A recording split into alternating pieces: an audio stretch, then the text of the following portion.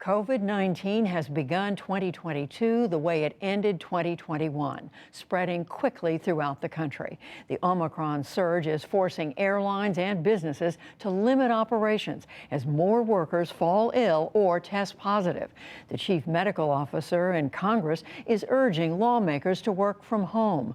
And the virus is disrupting back-to-school plans in many communities as well. Amna Nawaz reports. Students around the country filed back into classrooms in the new year, but many schools chose to delay that return as parents rushed to secure COVID swabs amid record cases of Omicron nationwide. Schools in Newark, Milwaukee, and Cleveland moving to virtual learning or canceling classes altogether today. Schools in Washington, D.C., Baltimore, and Detroit extending winter break to ease staffing shortages. North of the border, Canada's most populous province of Ontario moved all classes online, delaying reopening until at least January 17th.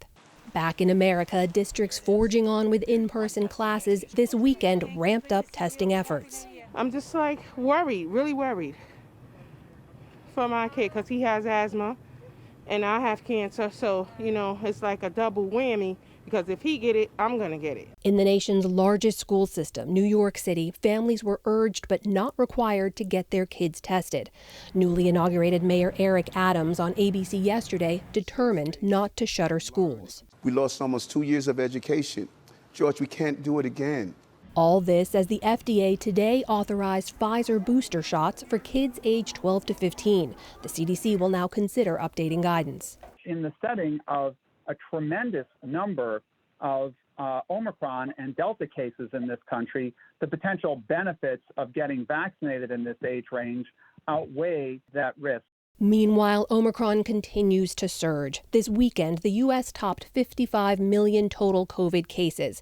Daily infections have jumped 200% in the last 2 weeks, now averaging more than 400,000 new cases a day. On Sunday, Dr. Anthony Fauci defended the CDC's new, shorter isolation guidelines for asymptomatic people from 10 to 5 days, saying testing could be added to those protocols.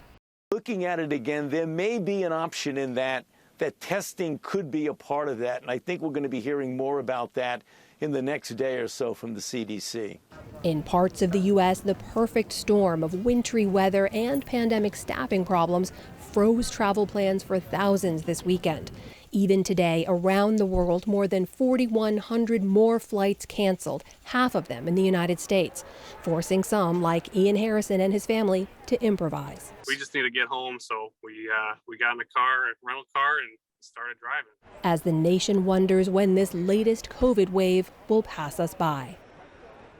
For more on how long this surge could last and what year 3 of the pandemic could look like, I'm joined by Dr. Monica Gandhi. She specializes in infectious diseases and global medicine at the University of California, San Francisco. Dr. Gandhi, welcome back to the NewsHour. Thanks for being here. So let's start with these case counts because we see the U.S. breaking records. We continue to report on those. But with this variant and at this point in the pandemic, how important a metric are case counts to you? So, not as important as they were a year ago. Why were they so important a year ago? Because when case counts went up, hospitalizations went up concomitantly, not one-to-one, but they were linked. They were tracking with each other. Now cases and hospitalizations are becoming uncoupled. Why are the two reasons for that? Higher immunity in the population, December 2021, January 2022, much higher immunity. Omicron also likely is less virulent from some reasons. It doesn't infect lung cells as well, according to 5 studies. So cases and hospitalizations are diverging wildly. And why is that important? That's important because cases don't mean what they used to, and we should start tracking hospitalizations for COVID as our main metric of, are you doing okay? What's your success metric? So a lot of folks have been talking about the South African experience, what they have been through in their Omicron surge, which most people say lasted about 4 to 6 weeks. In your view, how good of a guide is the South African experience for what the U.S. could see? So the one difference between South Africa and here is it's true that they have a younger population in median, but they also divided out their results by people who are older and still saw less severe disease in every age strata. So there is something about less severe disease, again, probably a more mild variant, because of the lung cells and higher rates of immunity. What's their rate of immunity? 25% vaccination, but a seroprevalence study showed 75% in terms of natural immunity putting together with that. So they went up and they came down within 4 to 6 weeks. We have those same levels of immunity.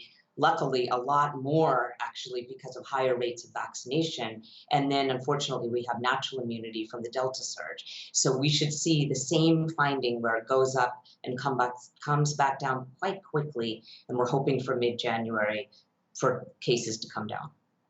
So let me ask you about schools, because that's top of a lot of people's minds right now. We saw over the last 2 years, with all the mitigation in place, right, masking and distancing and ventilation, schools, and correct me if I'm wrong, schools did not really drive outbreaks in communities. But should we be thinking about that differently with Omicron because it is so much more transmissible? So the difference is, you're right, that we were able to keep schools open in many states in our country with these mitigation procedures, and everything went fine. And now we have something different. You could say, oh, we have so many cases from Omicron. You could also say that we have teacher vaccinations, vaccinations of students down to the age of 5, adult vaccinations. We have the power to prevent what was scaring us the most about COVID-19, which was severe disease. So we have vaccinations overlaid on top of all those mitigation procedures. And it's terribly important to keep schools open. I think most public health officials would not say otherwise, because of the learning loss, because of the mental illness, because of eating disorders, everything we have seen. We can't act like we're in 2020 with schools. We are in 2022. We have vaccines, and we know what to do to keep schools open.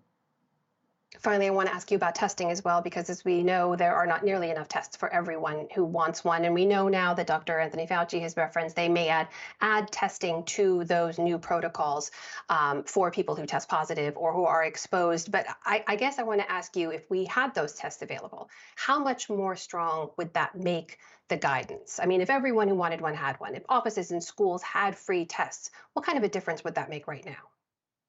It would probably not make that much of a difference. So what do I mean by that? And why did they reduce the period of isolation from 10 days to 5 days? Because we have 2 years worth of data now. And the most careful contact tracing study shows that almost all the transmission occurs within the first 5 days. In fact, the study, if you look at their guidelines that they base their guidance on, is from Taiwan. It's probably the largest contact tracing study. There was 0 transmissions that occurred 6 days after someone got symptoms. All of it occurred within the 5 days. So this is really based on data on contact tracing. Getting a negative test at 5 days probably isn't going to change anything, because again, a PCR test doesn't mean that you can pass it on. It can even just show very low viral loads. And even a rapid antigen test can stay positive, but you're not infectious. Contact tracing studies is what tells us we're safe at 5 days. We have a few seconds left, but I have to ask you, how worried are you about a new variant? Or do you think that Omicron will be the last surge that we see in the US? One thing is I will say is that global vaccine equity, I don't think I can think of anything more important, because that's how we prevent new variants from happening.